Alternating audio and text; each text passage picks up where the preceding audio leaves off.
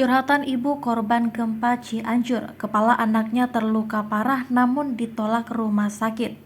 Seorang ibu bernama Rufaida bercerita soal anaknya Ibris Mutaki yang berusia 3 tahun saat menjadi korban gempa di Cianjur pada Senin 21 November 2022. Ibris mengalami luka yang cukup parah di kepalanya. Sayang, saat dibawa ke sebuah rumah sakit swasta di daerah Citerep, bocah berusia 3 tahun tersebut mengalami penolakan.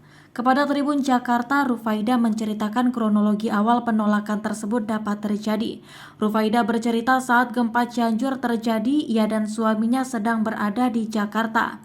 Saat mendengar Ibris menjadi korban gempa Cianjur, Rufaida langsung mendatangi sang anak.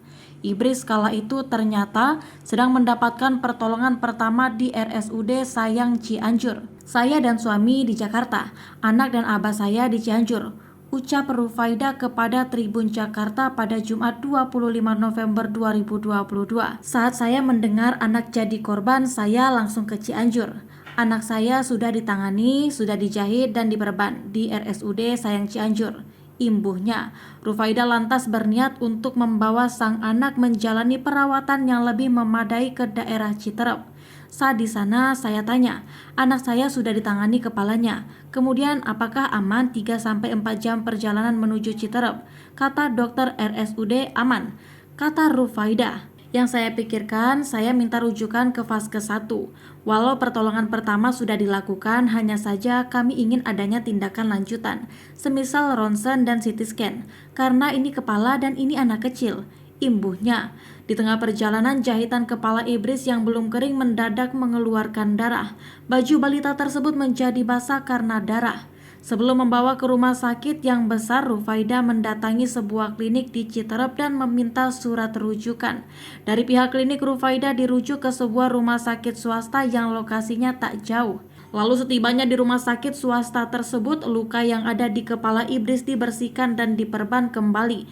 Namun pihak rumah sakit menolak untuk melakukan perawatan lebih lanjut kepada Ibris. Alasannya, karena pasien korban bencana alam tidak dapat di-cover BPJS Kesehatan.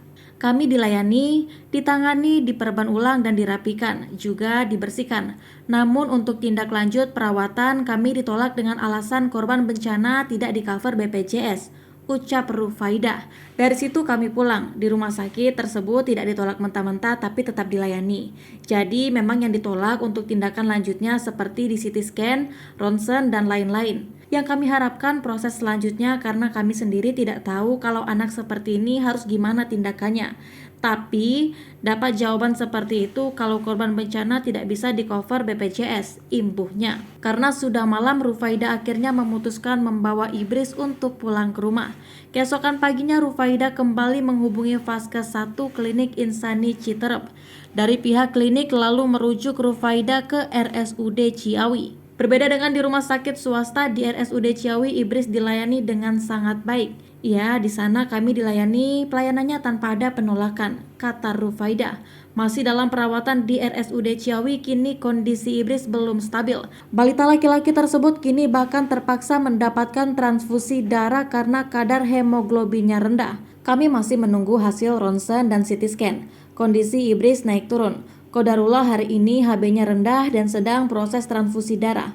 Mohon doa untuk kelancaran tiap prosesnya, kata Rufaida. Ia kemudian menyampaikan harapan untuk pemerintah dan pihak rumah sakit terkait penanganan korban bencana alam. Harapan saya komunikasi semua pihak lebih baik lagi, ucap Rufaida. Kalaupun memang korban bencana tidak tercover BPJS karena adanya dana khusus untuk itu, baiknya ada alur yang juga dari pemerintah ke semua rumah sakit agar tidak terkesan penolakan karena aturan atau hal sebagainya yang berhubungan dengan komunikasi, imbuhnya lagi.